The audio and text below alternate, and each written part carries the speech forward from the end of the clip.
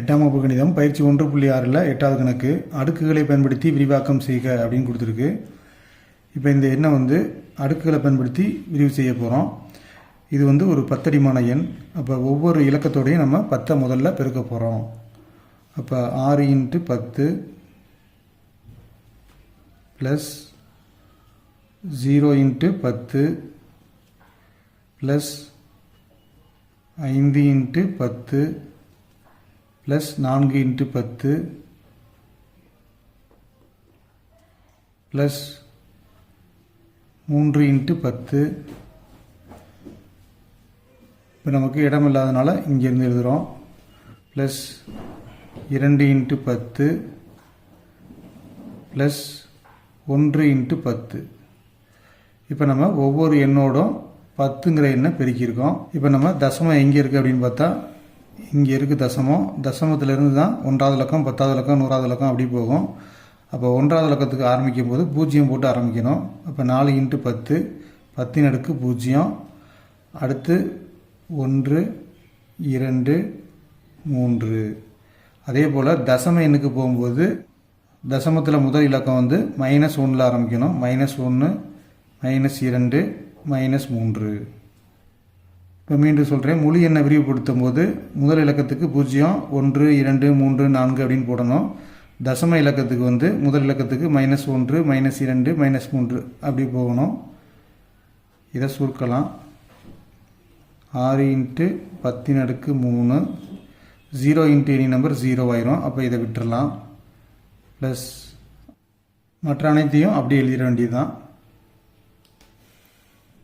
அடுத்து Rome letter 2. இதுக்கும் அதே மாதிரி இந்த 10 அடிமான எண்ணுக்கு ஒவ்வொரு எண்ணோடும் 10 பெருக்க போகிறோம்.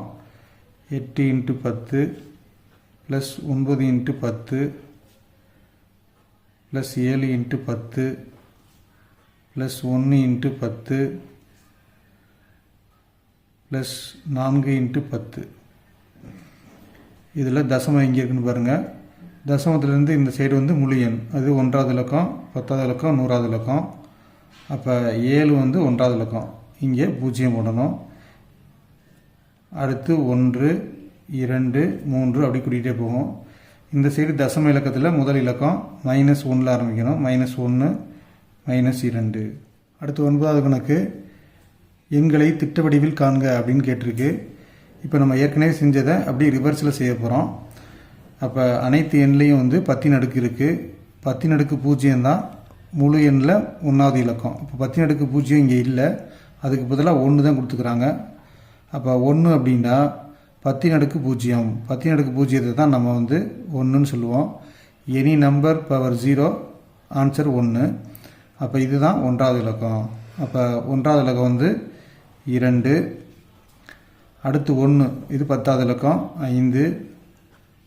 அடுத்து 2 இது 100வது இலக்கம். 3 வந்து 1000வது இலக்கம் 7. அடுத்து 10,000வது இலக்கம் 8. அப்படி வரிசையாக முழு எண்ணை மட்டும் போட்டே வர்றோம்.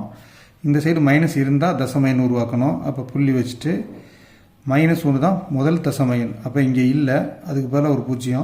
-2க்கு பதிலாக -2 வந்து 2வது தசம எண். அப்போ 4. -3 வரணும், இல்லை, அதுக்கு பதிலாக ஒரு 0. அடுத்து 4வது தசம எண் -4. அதில் இருக்கிற எண் வந்து 7. அடுத்து ரோம் லெட்டர் 2. இங்கே 10 அடுக்கு 0 இருக்கா அப்படிங்கிறத முதல்ல செக் பண்ணுறோம். 10 அடுக்கு 1 தான் இருக்குது, 10 அடுக்கு 0 இல்லை. அப்போ அதுக்கு பதிலாக நம்ம முதல் இலக்கம் 1வது இலக்கம் 0 போட்டுக்கிறோம். அடுத்து 10 அடுக்கு 1 இருக்கான்னு பார்க்குறோம், இருக்குது. அப்போ அதுக்கு பதிலாக 5. அடுத்து 10 அடுக்கு 2 இருக்கான்னு பார்க்குறோம், இல்லை, அதுக்கு பதிலாக ஒரு 0 போடுறோம். அடுத்து 10 அடுக்கு 3 இருக்குது, அப்போ 5. தசமத்தை பார்த்தோம் அப்படின்னா முதல் தசமம் 10 அடுக்கு -1 அப்போ இருக்குது. அப்போ தசமம் 5 முதல் தசமம். 2வது தசமம் இங்கே இல்லை, 10 அடுக்கு -2 தான் 2வது தசமம், அது இல்லை, அதுக்கு பதிலாக ஒரு 0. அடுத்தது 10 அடுக்கு -3 இருக்குது, அது 3வது தசமம். அப்போ 10 அடுக்கை விட்டுட்டு மிச்சம் உள்ளதை நம்ம எழுதுகிறோம். 10 அடுக்கே இல்லாத உறுப்புக்கு வந்து நம்ம 0 போடுறோம்.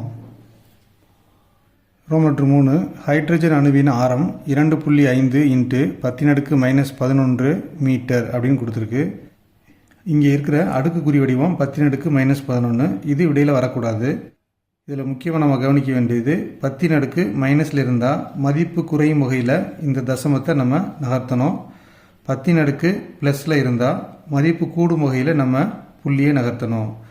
அப்போ இங்கே மைனஸ் இருக்கிறதுனால மதிப்பு குறையும் வகையில் இப்போ இருக்கிறது 2.5.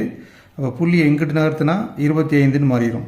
அப்போ புள்ளி எங்கிட்டு நகர்த்தினா 0.25. அப்போ மதிப்பு குறையுது. அப்போ இந்த சைடு நகர்த்தணும். அப்போ இந்த புள்ளியை 11 இலக்கங்கள் இந்த சைடு நகர்த்த போகிறோம். அப்போ இங்கே இருக்கிறது 5. அப்போ ஒரு இலக்கம் இங்கே இருக்குது ஏற்கனவே 1. அடுத்த இலக்கம் இல்லை. அப்போ இரண்டாவது இலக்கம் போடுறோம். 3, 4, 5, 6, 7, 8, 9, 10, 11. இப்போ நம்ம இங்கே இருந்த புள்ளியை 11 இலக்கங்கள் நகர்த்தி இங்கே கொண்டு வந்தாச்சு. இப்போ இந்த புள்ளியை இங்கே தான் வைக்கணும். இதில் முழு எண் இல்லாதனால அதுக்கு ஒரு 0 போடுறோம். இந்த 0 கணக்கில் வராது. இங்கேருந்து பாருங்கள் 1, 2, 3, 4, 5, 6, 7, 8, 9, 10, 11 இலக்கம் தள்ளி இங்கே புள்ளி வைக்கிறோம். அப்போ 10 அடுக்கு -11 மதிப்பு குறையும் வகையில் 11 இலக்கங்கள் நகர்த்தணும்.